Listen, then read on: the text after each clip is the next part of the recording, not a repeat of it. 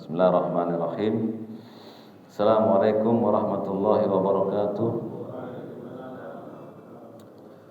Alhamdulillahi rabbil alamin alladzi arsala rasulahu bil huda wa dinil haqq lidhhirahu 'ala dini kullih wa kafa billahi syahidan wa asyhadu an la ilaha illallah wahdahu la syarikalah wa asyhadu anna Muhammadan abduhu wa rasuluhu sallallahu alaihi wasallam tasliman katsiran wa ba'da. Saudara-saudaraku yang saya muliakan, kita berdoa kepada Allah dengan nama-nama yang indah dan sifatnya yang mulia, agar Allah berikan tambahan usia bagi negeri kita ini, agar negeri ini menjadi negeri yang aman, tentram, gemah ripah, dan umur yang ada pada negeri ini akan dipertanggungjawabkan nanti di akhirat. Jadi bapak-bapak yang sudah nambah umurnya juga akan ditanya untuk apa umurnya dihabiskan. Maka mari kita ngisi kemerdekaan ini dengan mentauhidkan Allah, wajib. Tidak boleh kita mengisi kemerdekaan dengan menyekutukan Allah. Nanti Allah akan turunkan azabnya. Ya, mari kita isi dengan belajar, mendoakan para pahlawan kita. Kata Nabi sallallahu alaihi wasallam, "Ma min 'abdin muslimin yad'u li akhihi bi dhahril ghaib." Tidaklah seorang muslim mendoakan saudaranya tanpa sepengetahuan saudaranya. Nah, para pahlawan sudah enggak ada. Kita doakan tanpa sepengetahuannya. Apa kata Nabi? Qalal malak, maka berkata malaikat yang ada di sisinya, "Walaka bi mislin." Kamu pun mendapat apa yang kamu doain. Jadi jangan kalian dan saya enggak pernah mendoain pahlawan kita, Pak. Apa doanya buat para pahlawan? Rabbana ighfir lana wa li ikhwanina sabaquna bil iman. Ya Allah, berikanlah kepada kami ampunan dan kepada saudara-saudara kami yang terdahulu beriman, kan duluan mereka dari kita imannya. Kita masuk kepada bab yang keempat. Ya. Al-babu Rabi, al-babur rabi, bab yang keempat, al-imanu bir rusul, beriman kepada para rasul. Penulis menulis kitab al-imanu bir rusul, berarti jamak. Kalau satu apa? Rasul. Kalau jamak rusul. Beda o sama u. Beda fathah dan dhammah. Salah dikit salah. Ya, al-imanu bir rusul, beriman kepada para rasul. Bisa dibantu? Bantu. Semoga Allah balas antum dengan kebaikan.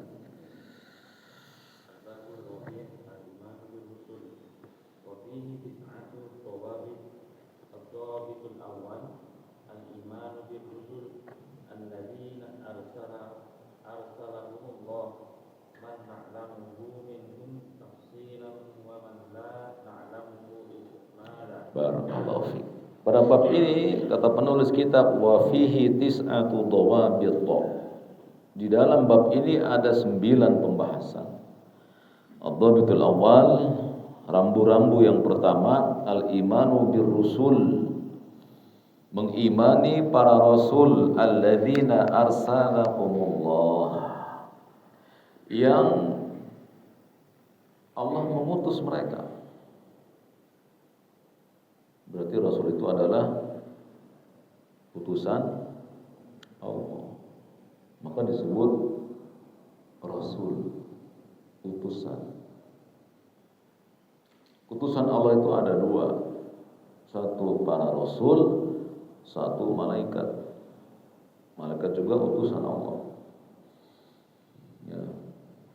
Tapi yang dimaksudkan oleh Syekh di sini adalah para rasul dari kalangan manusia. Beliau mengatakan al-imanu bir rusul, beriman kepada para rasul alladzina arsalahumullah, yaitu Allah mengutus mereka, man na'lamuhu minhum tafsilan wa man la na'lamuhu ijmalan, yang Allah sebutkan mereka secara perincian kita meyakininya, Dan yang Allah juga sebutkan tidak terperinci, kita mengimaninya secara global. Ada berapa para rasul itu yang kita ketahui? 313. Para nabi 124.000. Angka ini enggak ada dalam Al-Quran, ada dalam hadis sahih. Makanya enggak bisa kita beriman hanya dengan Al-Quran. Al-Quran harus dijelaskan oleh hadis yang sahih.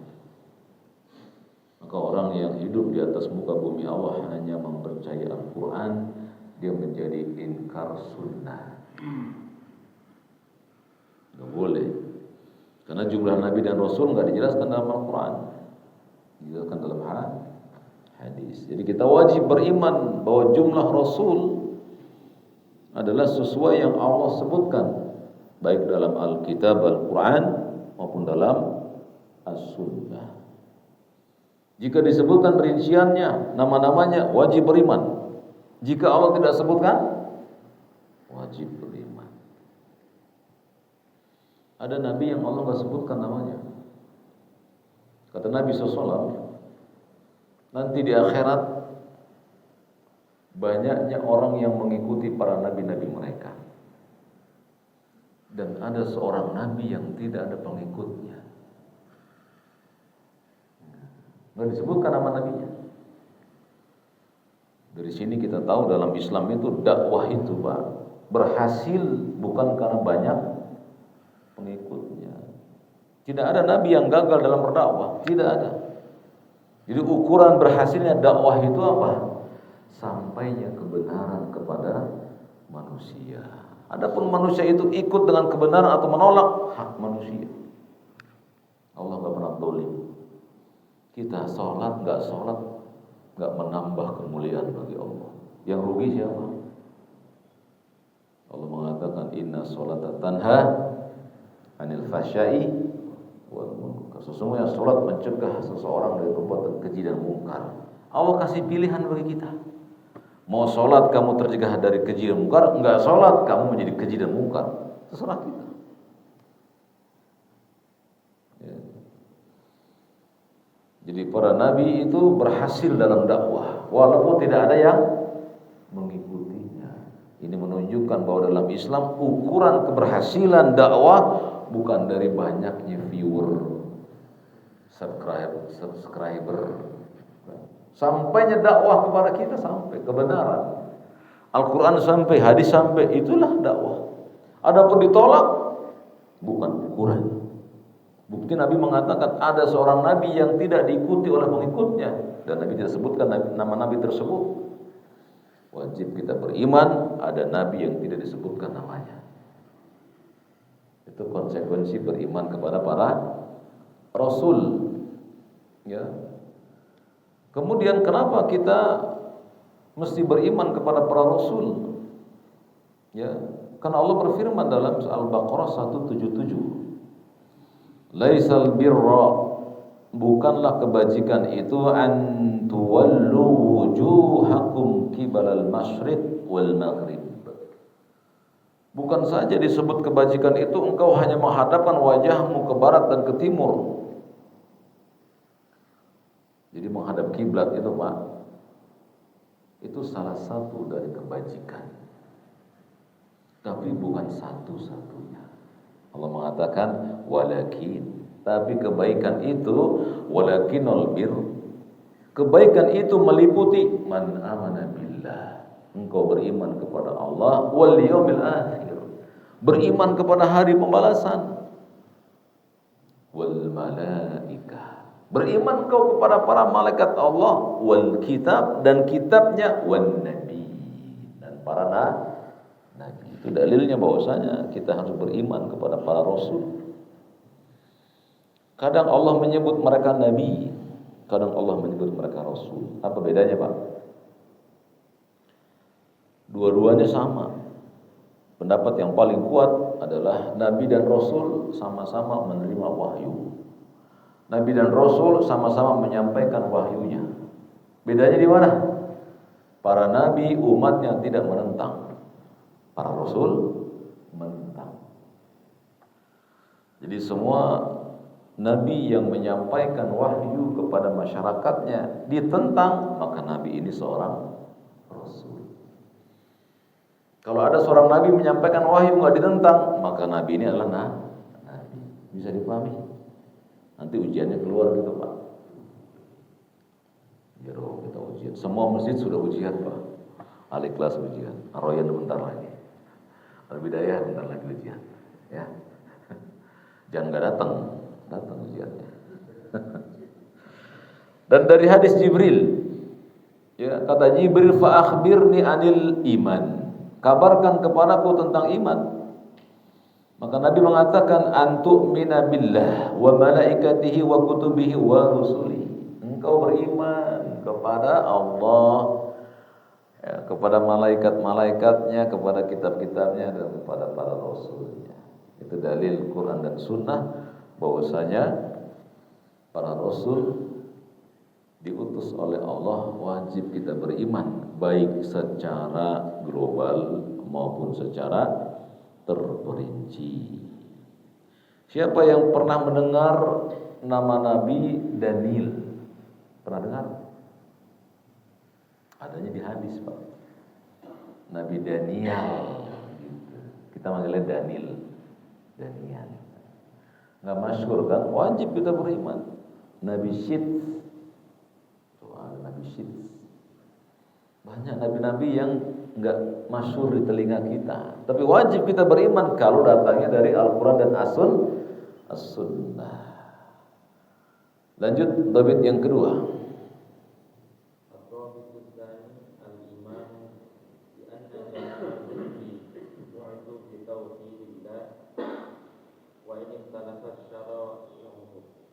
Lihat teman-teman, kata penulis kitab, dhabit yang kedua, rambu yang kedua dalam beriman kepada para rasul, al-imanu bi anna jami'ar rusul.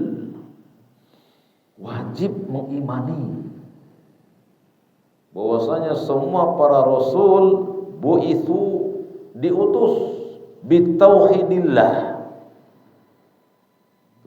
untuk menyampaikan tauhid kepada Allah. Semua rasul menyampaikan tauhid. Apa sih tauhid itu? Sering banget kita dengar tauhid itu. Ada yang hafal tauhid dibagi 3. Tapi apa sih tauhid itu, Pak? Kalau Pak Nur Hamid itu mengerjakan amal, nggak ada yang muji, dia senang, dan dipuji nggak senang, dia sudah mentauhidkan Allah. Kalau Pak Hamdani dan teman-teman nyumbang ke masjid, namanya nggak ada, kesel, kalian nggak mentauhidkan Allah. Kenapa demikian? Karena Allah yang mengatakan alhamdulillahi rabbil, segala pujian milik Allah, Rabb semesta alam.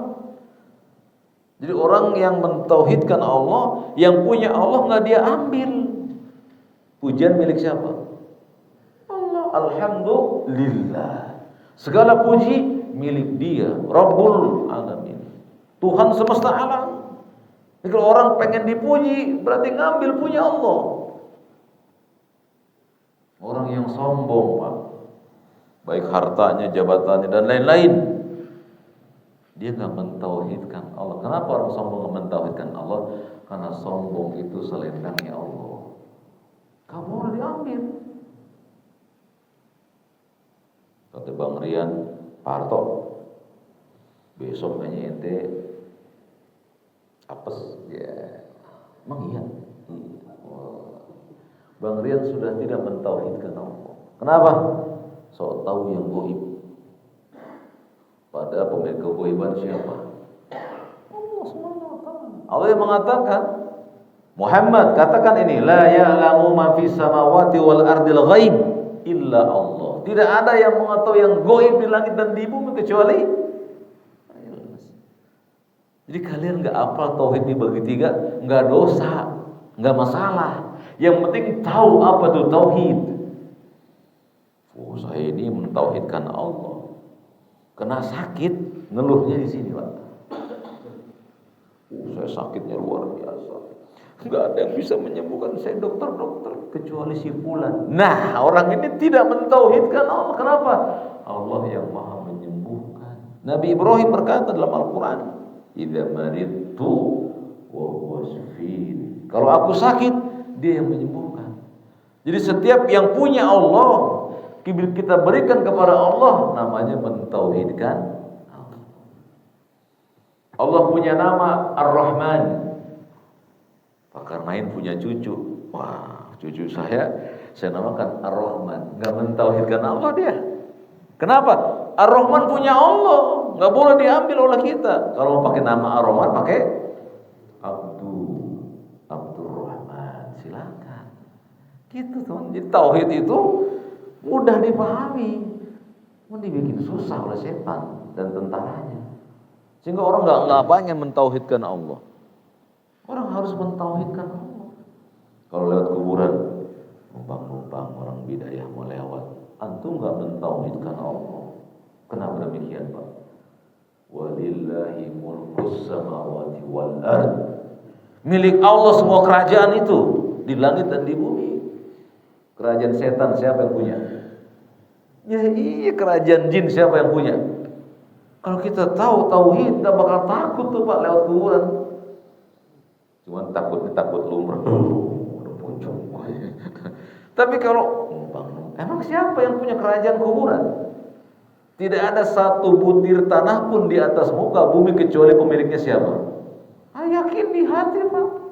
Tidak ada sebutir kerikil pun di atas muka bumi kecuali pemiliknya Allah. Tidak ada lagi. Untuk lewat pohon angker, lewat sungai yang angker, santai aja. Kenapa demikian? Pemiliknya Allah. Kerajaan air, kerajaan angin, kerajaan petir, apalagi Pak? Semua kerajaan-kerajaan itu walillahi mulkus samawati wal ardh. Dialah pemiliknya. Lihat orang yang mentauhidkan Allah santai atau tidak? Santai aja. Enggak usah susah-susah Pak. Lewat tempat angker enggak usah mainin lampu, enggak usah lempar-lempar koin. Kenapa? Semua kerajaan milik Allah. Tenang jadinya kita Pak. Dan kita enggak dibodohi oleh syaitan dan malah tentaranya. Jadi menjadikan iman kepada Rasul, kita harus beriman bahwa para Rasul diutus untuk mentauhidkan Allah. Itu tujuan tugasnya para Rasul Pak. Dan itu tujuan Allah ciptakan kita dan jin. Apa kata Allah? Wa ma khalaqtul jinna wal insa. Tidak kuciptakan jin dan manusia kecuali untuk mentauhidkan aku. Beribadah di sini maknanya mentauhidkan Allah. Selesai sudah. Tenang saja Pak. Yang punya Allah pujian enggak kita ambil. Yang punya Allah kesombongan, kejayaan enggak kita ambil. Yang punya Allah nama dan sifat yang bagus enggak kita ambil. Amal kita ini. Dan itu yang diajarkan oleh semua Rasul. Wa in ikhtalafat syara'i'uhum. Yang berbeda satu Rasul dengan Rasul yang lain apanya? Syariatnya. Agamanya sama, Islam. Akidahnya satu, mentauhidkan Allah, yang berbeda tata caranya. Salat di zaman Nabi berapa kali Pak? Salat di zaman Nabi Muhammad berapa kali sehari? Di zaman Nabi Musa 50. Yang 5 aja kehilangan jemaah kita. Gimana kalau 50 ya? Berbeda syariatnya Pak. Di zaman Nabi Isa sujud itu di 8 anggota tubuh.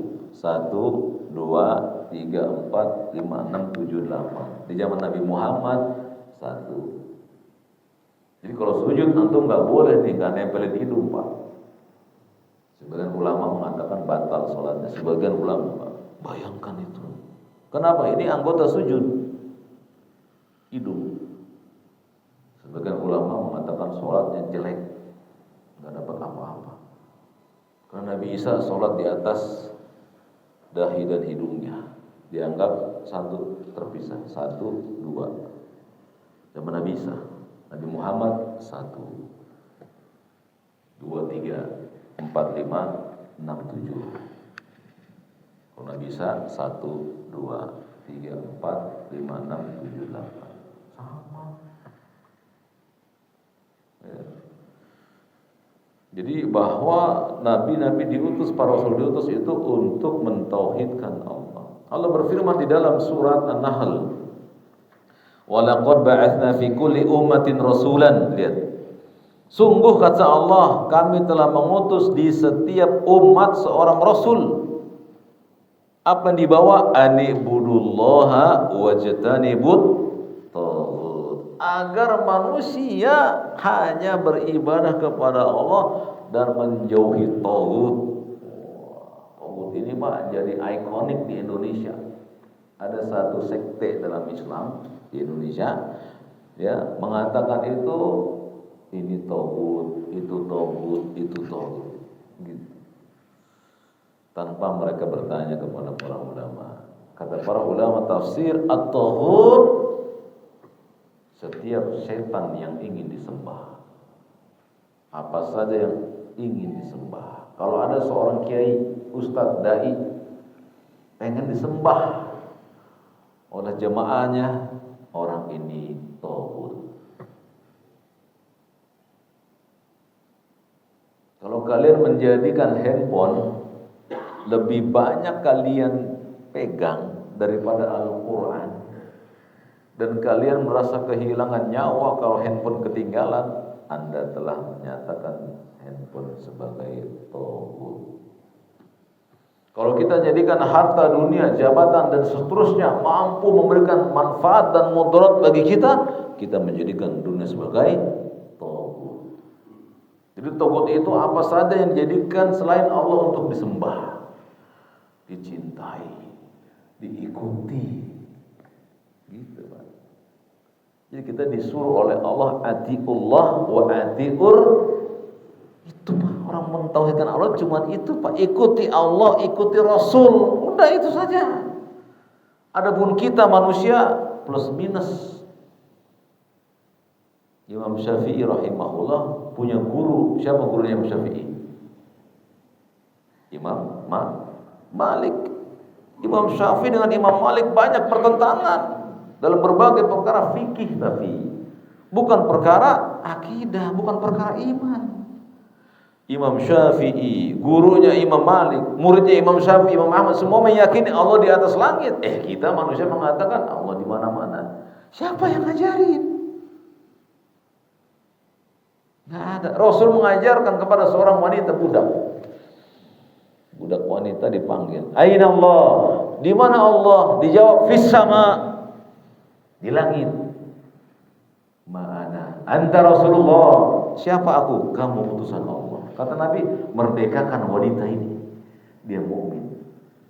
Dengan sebab yakin Allah di langit, Nabi berikan dia hadiah berupa pembebasan dari perbudakan, yang menunjukkan Pak, keyakinan Allah di langit membuat bahagia seorang yang mengucapkannya dan meyakini.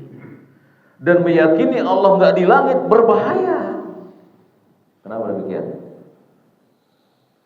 Karena Rasulnya mengatakan ketika ditanya di mana Allah, fis sama, beliau setuju. Dan beliau tahu Allah berfirman dalam surat Thaha, Ar-Rahman 'alal arsy istawa. Ar-Rahman, Allah bersemayam di ars. Ars di mana? Di bumi atau di langit? Kalau kalian berdoa, coba Pak Ridwan berdoa, tangannya Pak, coba tangannya. Kemana mengarah telapak tangan kita Pak? Ada doa begini? Ada? Ke atas semuanya. Hati kalian kemana? Ke atas. Coba kalian dulu masih muda atau sekarang, kalau ada orang berbuat jahat, kamu nggak takut sama yang di atas? Siapa yang di atas itu? Allah Subhanahu wa Ta'ala. Lihat, belajar akidah itu mesti mengikuti para rasul, yaitu Nabi Muhammad SAW. Ya, jadi semua nabi disuruh oleh Allah untuk menyampaikan bahwasanya zat yang harus ditauhidkan Allah dan jauhi semua taghut. entah manusia. Ada nggak di Indonesia ini seseorang yang dipertuhankan? Banyak, Pak. Ada yang menuhankan ustadz, menuhankan kiai, menuhankan habib. Semua ucapannya diterima, sekalipun bertentangan dengan Allah dan Rasul. Di mana tauhidnya kita? Bagaimana Islamnya kita? Kita disuruh fanatik, Pak, hanya kepada satu manusia. Siapa? Muhammad. Hanya boleh fanatik kepada beliau. Kepada yang lain dilihat cocok nggak sama Nabi saya, ucapan kamu, perbuatan kamu. Kalau nggak cocok, maaf saya nggak ikuti. Itulah yang disebut cinta Rasul. Kita ngaku cinta Rasul. Nabi melarang kita kerjain, Nabi perintahkan kita tinggalin. Kita cinta Rasul. Mana buktinya? Kita bersyahadat wa asyhadu anna Muhammadar Rasulullah. Setiap salat diajarkan Nabi, hadis-hadisnya kita tolak. Kita ngikutin guru-guru kita. Apa kata Imam Malik rahimahullah? Semua manusia bisa diterima pendapatnya dan bisa ditolak pendapatnya kecuali penghuni kubur ini, sambil menunjuk makam Rasulullah SAW, karena beliau adalah imam kota Madinah. Semua manusia bisa diterima pendapatnya, bisa ditolak kecuali penghuni kubur ini. Siapa? Nabi SAW. Gak boleh ditolak pendapatnya, karena pendapat beliau adalah wahyu. Sunnah itu wahyu, Bapak. Jadi barang siapa yang nolak hadis, mukanya akan Allah hitamkan nanti di akhirat. Nabi yang mengatakan, barang siapa yang menolak sunnah beliau, datang kepada beliau lagi tidak ada di rumah, yang ada ibunda. 3 orang mendatangi rumah Nabi SAW, ingin tahu bagaimana ibadahnya Nabi SAW. Nabi begini dan begitu. Oh, kalau begitu, aku begini dan begitu. Ya, kemudian sampailah berita ini ke Nabi SAW. Kata Nabi, ada orang yang datang begini dan begitu, berkata begini dan begitu. Ya, jadi 3 orang ini, Pak, berkata begini. Oh, cuman begitu saja ibadahnya Nabi. Kalau gitu aku akan berpuasa, nggak berbuka sepanjang hari aku berpuasa. Yang satu, kalau gitu aku tidak akan menikahi perempuan demi beribadah kepada Allah. Yang satu lagi, kalau gitu aku akan sholat sepanjang malam nggak tidur. Bagus apa enggak itu? Mantep itu. Kalau di sisi kita, wah, orang ini abidin, ahli ibadah.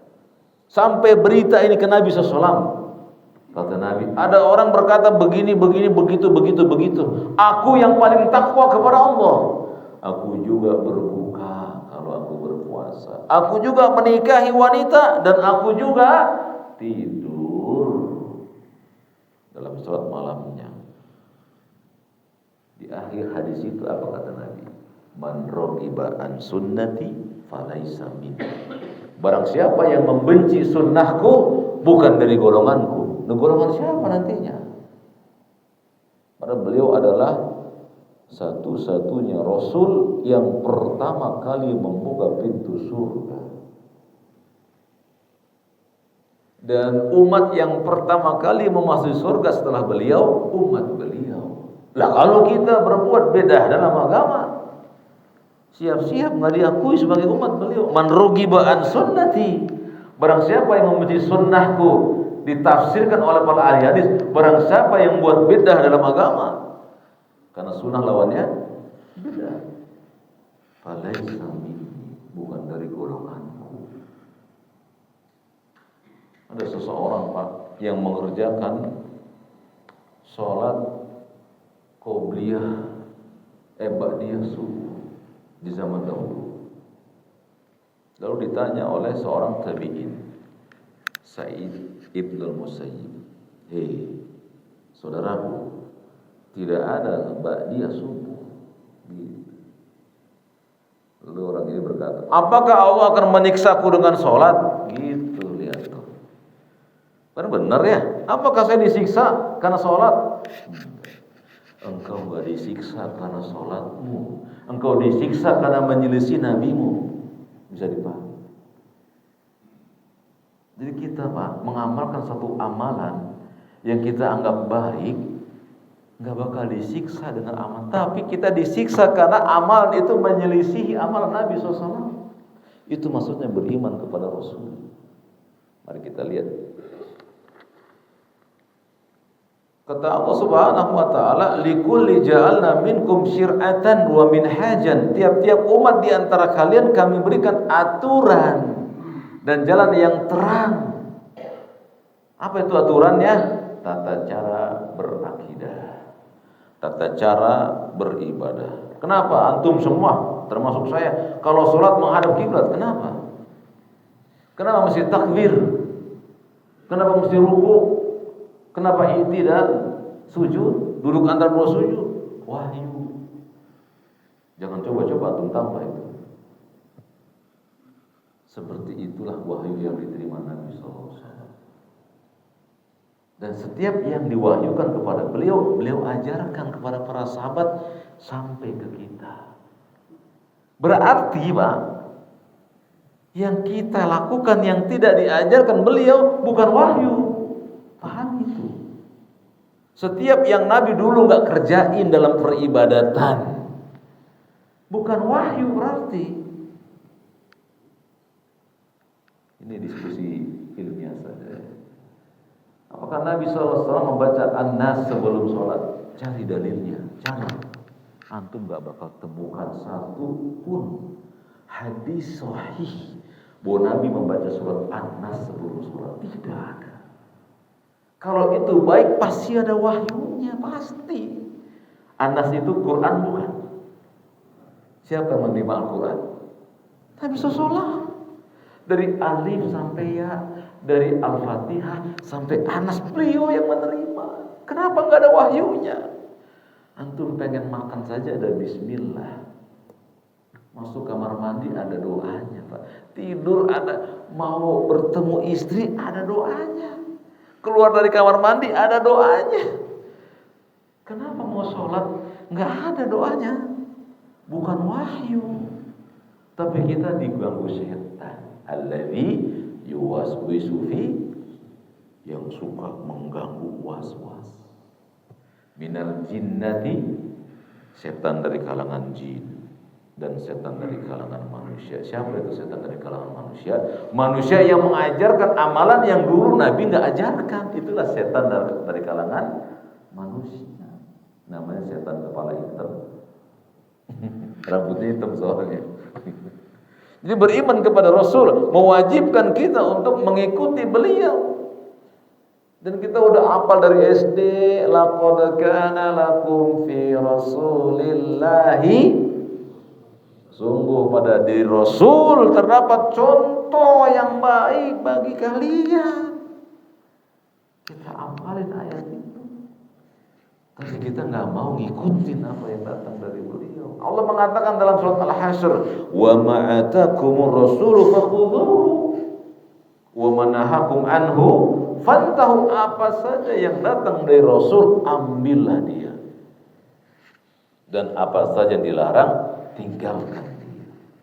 Apa saja yang datang dari Rasul, apa? Makan pakai tangan kanan, ambil.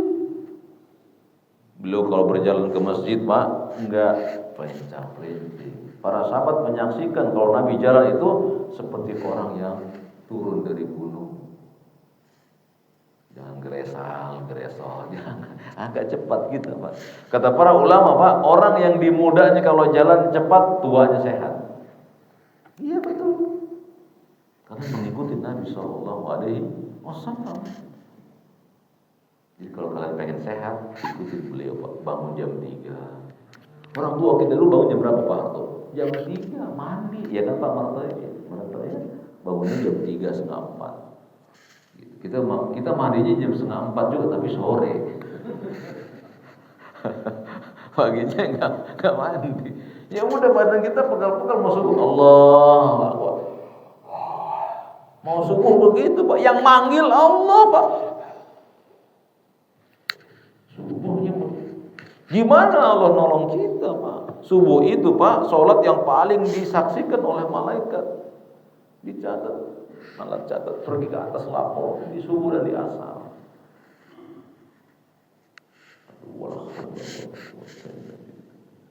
Negeri ini merdeka, tahu Pak? Salah satu pahlawan Islam di negeri kita itu bangunnya jam 3 subuh. Ngapain Pak? Mandi dan tahajud, minta kepada Allah. Kita kalau nggak tahajud malam, nggak witir Pak, malu sama pahlawan kita ini. Mereka berjuang mengorbankan nyawa Pak. Kita belum berjuang dulu, bangun pagi malam. Lanjut poin yang ketiga.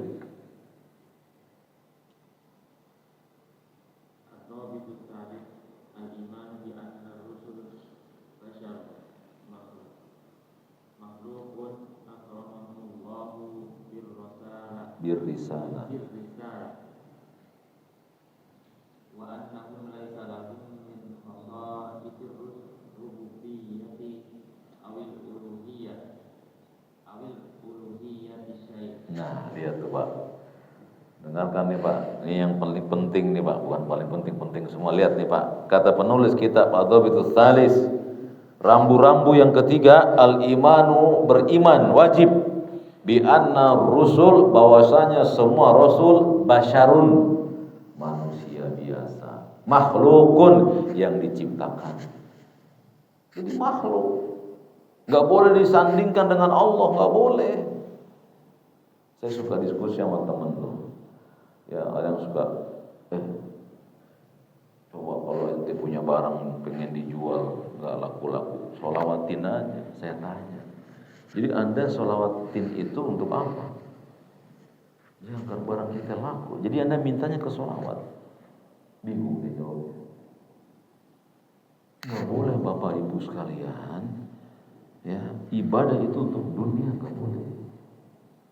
Dan jangan coba-coba kita menghina Nabi kita untuk ngelakuin dalam dagangan kita, sholawatin aja. Itu membuat pelakunya akan menyekutukan Allah dengan beliau sallallahu alaihi wasallam. Nabi tidak bisa Pak untuk membuat dagangan kita laku. Nabi nggak mampu melakukannya. Siapa yang mampu memberikan? Hanya Allah subhanahu wa ta'ala. Hanya Dia, bukan kepada Nabi sallallahu. Tapi banyak orang-orang diganggu syaitan. Dan setan ingin agar umat Islam Pak memuji Rasulullah sebagaimana orang-orang Nasrani memuji Isa bin Maryam. Lihat, betapa banyak kaum muslimin gak peduli dengan kaligrafi Allah Rasul sejajar. Gak peduli. Itu memiliki makna itu yang membuatkannya itu. Dia menginginkan Rasul sejajar dengan Allah tabaraka wa ta'ala. Waliyatan billah. Tidak boleh Nabi disejajarkan dengan Allah, nggak boleh. Kita bersolawat untuk membuka doa. Allahumma sholli, alhamdulillahirabbil alamin, Allahumma sholli ala Muhammad, ya Allah. Begitu. Kita tutup lagi dengan salawat, wassallallahu ala nabiyina Muhammad walhamdulillahirabbil alamin. Kita tutup dengan alhamdulillah. Begitu cara kita berdoa. Jadi kalau kalian ingin punya barang, ingin laku, mintanya ke siapa? Angkat tangan kalian. Alhamdulillahirabbil alamin, Allahumma sholli ala Muhammad wa ala alihi. Ya Allah, aku punya barang dagangan, berikanlah kepadaku hasil penjualannya. Wa sallallahu ala nabi Muhammad wa ala alihi wasallam. Walhamdulillahirabbil. Itu beradab kepada Allah. Kita gunakan sholawat pada tempatnya, bukan untuk dunia semata, dan keliru menempatkannya. Jadi poin yang ketiga, bahwa para rasul manusia biasa, makhluk, nggak bisa disejajarkan dengan Allah. Apa bedanya dengan manusia biasa? Akramahumullahu birisalah. Yang membedakan mereka dengan manusia biasa, mereka dimuliakan Allah dengan risalah. Apa itu? Ajaran, wahyu. Wa annahum laisa lahum min khasa'isir rububiyyah. Tidak ada pada diri mereka kemampuan rububiyah, menciptakan, menurunkan hujan. Bukannya Nabi itu bisa menurunkan hujan. Nabi nggak bisa menurunkan hujan. Waktu beliau sholat Jumat, khutbah di mimbar, datang badui masuk ke dalam masjid. Ya Rasulullah, saat khutbah Jumat, Kalau kalian tahu hadis ini punya banyak faedah. Bahwa bolehnya khotib dan makmum berbicara untuk perkara-perkara yang penting.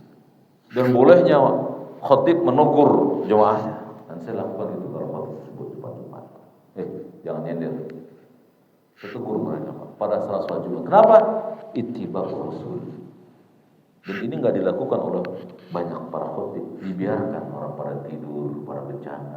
Khotib berhak untuk menyelamatkan majelisnya. Karena Nabi bertanya kepada seorang sahabat namanya Sulaik Al-Ghathani. Sulaik masuk ke masjid, langsung duduk. Kata Nabi, apa kamu sudah sholat? Belum, sholatlah dengan ringan. Nabi diskusi dengan Sulaik. Demikian pula Nabi sedang khutbah, datanglah Badui, ya Rasulullah. Musim panas yang panjang. Tanah-tanah pada retak, hewan pada mati, tumbuh-tumbuhan nggak ada yang panen. Mintalah kepada Allah hujan. Iya. Orang Badui aja tahu Nabi nggak bisa nurin hujan. Mintalah kepada Allah hujan. Nabi angkat tangan beliau sampai kelihatan putih ketiak beliau. Allahumma aghithna, Allahumma aghithna, Allahumma aghithna. Nggak lama kemudian turun hujan.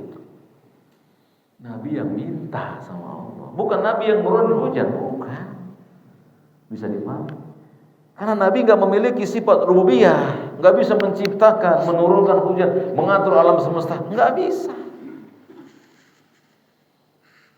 Au al-uluhiyati syai', juga masalah keilahian. Tidak boleh kita meyakini Nabi memiliki sifat ilahiyah, tidak boleh. Ada seorang kiai di Sumatera itu lagi viral itu. Ditulis surat, kita tulis surat pada mereka. Kata dia, Nabi Isa memiliki sifat ketuhanan. Naudzubillah, summa naudzubillah. Jangan dengar ucapannya, jangan ditonton YouTube-nya. Itu syirikan. Tidak ada orang yang di dalam dirinya ada sifat ketuhanan. Tidak boleh. Itu akidah sufiyah. Namanya manunggaling kaulul Gusti. Allah bersemayam di dada hambanya. Itu kesyirikan yang besar. Itu nggak beradab kepada Allah. Allah nggak mungkin menitis ke kita. Nggak boleh kita meyakini itu. Lalu apa yang bersama dengan kita? Apanya Allah yang bersama dengan kita? Ilmunya. Allah nggak mungkin bersama dengan kita dengan zatnya. Zatnya sangat besar. Dia meliputi semua alam semesta, besar sekali. Maka disebut Allahu Akbar, paling besar. Enggak ada lagi yang bisa melewati kebesaran Allah, enggak ada. Kan kita tiap hari ngomong itu Allahu Akbar. Belum lagi setiap Id, Allahu Akbar. Ya tidak. Tapi kita masih meyakini Allah masuk ke dalam dada-dada manusia. Yang masuk itu apa dalam dada manusia? Yang suka nyatetin amal kita. Malaikat pencatat amal. Ma yalfizu min qaulin illa ladaihi raqibun atid.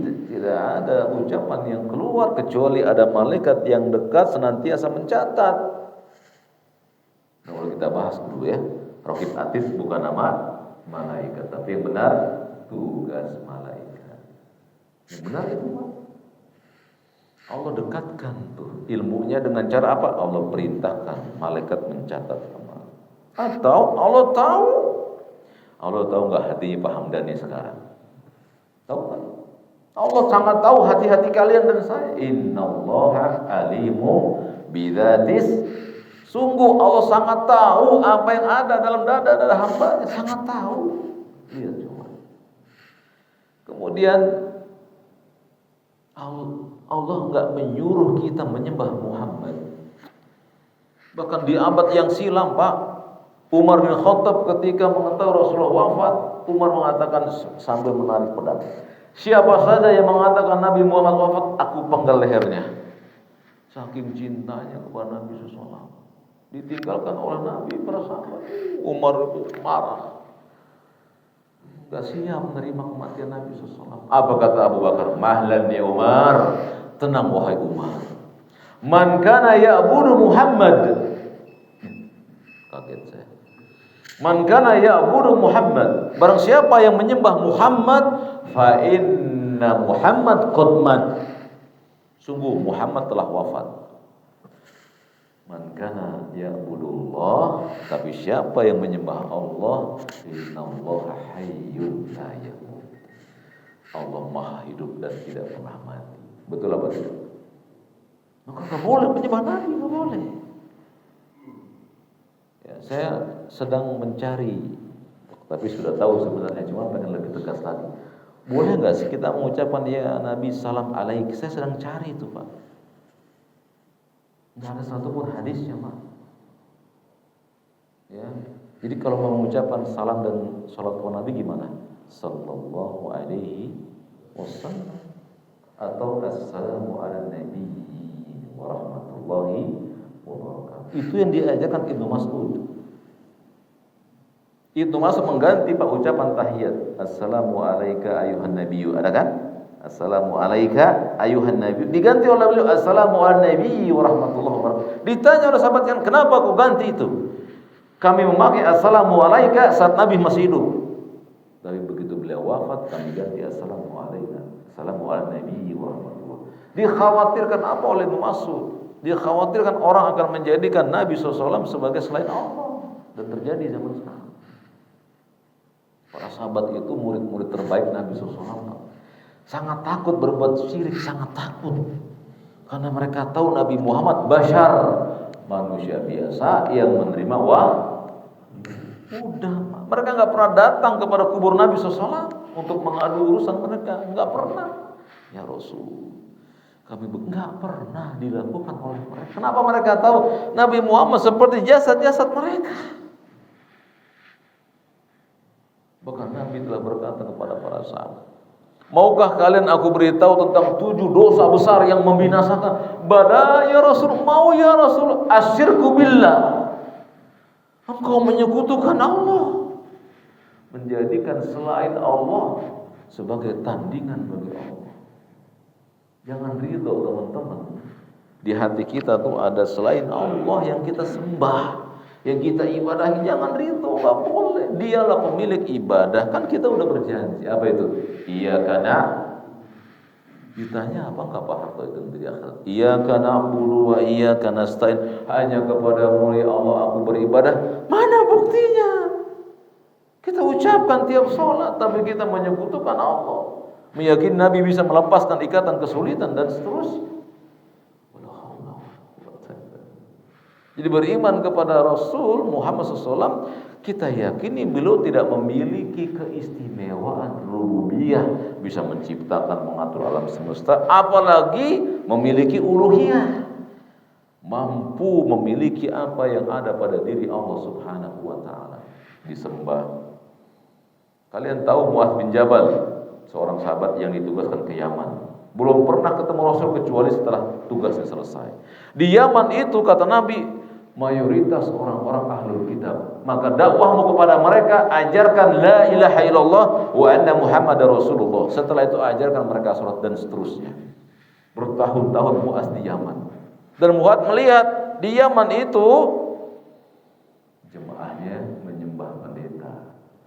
Maka Mu'adz saat bertemu Nabi langsung sujud. Maka kata Nabi, bangun. Kalau saja dibolehkan di dalam syariatku seseorang menyembah orang lain, aku perintahkan para istri sujud kepada suaminya. Yang diinginkan oleh Nabi tidak boleh seorang Rasul disembah. Bisa dipahami? Ajaran Nabi kita dikubur oleh syaitan dan bala tentaranya. Akhirnya kita sujud di hadapan orang tua kita. Saat kapan itu? Saat sungkeman. Betul apa betul? Nggak boleh. Anggota sujud kita hanya boleh kepada siapa? Jadi gimana sungkem kepada orang lain? Kita datangi dia orang tua kita, kita ambil tangannya, kita cium. Kalau kita harus duduk Pak. Kita ambil tangan, cium tanpa harus ruku dan sujud. Bisa. Itu cara Nabi SAW ajarkan kita agar kita tidak menyekutukan Allah dengan sesuatu apapun. Kan indah Islam ini Pak, mulia. Kita hanya punya zat yang boleh kita ruku dan sujud, hanya dia. Yang lainnya, lihat orang-orang Jepang. Kalau ketemu gimana? Tidak. Anggota rukunya buat manusia. Nabi larang Muaz, andai kata dibolehkannya orang bersujud kepada orang lain, kuperintahkan para istri sujud kepada suaminya. Saking indahnya tauhid. Jadi Nabi tidak memiliki apapun dari keistimewaan. Kenapa Nabi bisa tahu penduduk neraka itu kebanyakan perempuan? Kenapa Pak Ismail? Kenapa Nabi bisa tahu penduduk neraka kebanyakan perempuan? Kenapa Nabi bisa tahu yang gaib? Kenapa? Wahyu.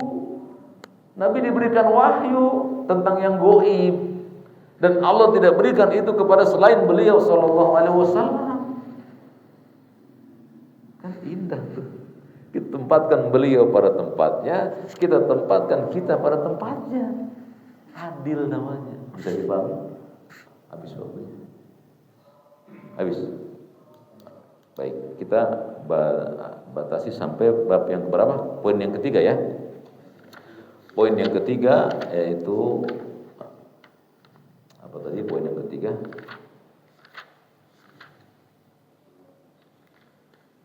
Ya, poin yang ketiga sudah kita bahas tadi. Ad-dhabitu tsalits al-imanu bi anna rusul bashar. Bahwa semua rasul itu adalah manusia ciptaan Allah. Yang membedakan mereka dengan manusia lain adalah wahyu. Kita berakhir di sini. Nanti kita lanjutkan pada poin yang keempat, bahwa rasul-rasul itu berbeda keutamaannya, Pak. Nabi Muhammad yang paling unggul. Maka kita senang Pak jadi umat beliau, unggul. Di antara rasul ada 5 yang paling unggul. Namanya ulul azmi. Di antara ulul azmi yang paling unggul Rasulullah SAW. Ya, gitu ya. Kita habiskan di sini al-bidayah. Tanggal 17. Aqulu qouli hadza wa astaghfirullahaladzim li wa lakum. Nah, silakan.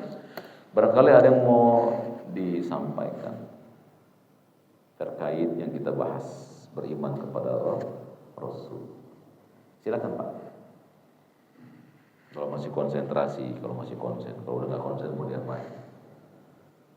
Ya, bisa dipahami Pak. Apa jadi faedah kita beriman kepada Rasul Pak? Meyakini bahwa mereka utusan Allah, yang Allah berikan mereka wahyu, yang wajib kita mengikuti mereka. Karena kita umat Nabi Muhammad, maka wajib kita beriman kepada beliau dengan cara apa Pak? Membenarkan beritanya. Percaya nggak kalian bahwa Nabi bisa belah bulan? Percaya. Nabi bisa memberkahi minuman susu sampai seluruh orang yang tinggal di Sufah pinggir masjid minum semua dengan satu gelas susu. Percaya. Dan beliau digelari oleh musyrikin jahiliyah al-amin, yang terpercaya, nggak pernah berdusta. Jadi jangan kita kemudian mendustai beliau. Bisa dipahami ya? Ada pertanyaan? Nggak ada. Nggak ada ya? Mungkin udah teringat tanggal 17 Agustus kan. Baik teman-teman, kita berdoa kepada Allah dengan nama Allah ini dan sifat yang mulia, agar Allah tancapkan di hati kita tauhid yang benar terhadap Allah Subhanahu wa taala, dan diberikan kepada kita anugerah bahwasanya Rasul SAW hanyalah makhluk Allah dari makhluk-makhluk yang lain yang disuruh oleh Allah kita mengikutinya, ittiba kepadanya sebagai realisasi dari wa asyhadu anna Muhammadan abduhu wa rasuluh. Semoga Allah limpahkan itu kepada kita. Terima kasih kepada semuanya. Kita tutup dengan kafaratul majlis. Subhanakallahumma wa bihamdika asyhadu an la ilaha illa anta astaghfiruka wa atubu ilaik. Wassalamualaikum warahmatullahi wabarakatuh.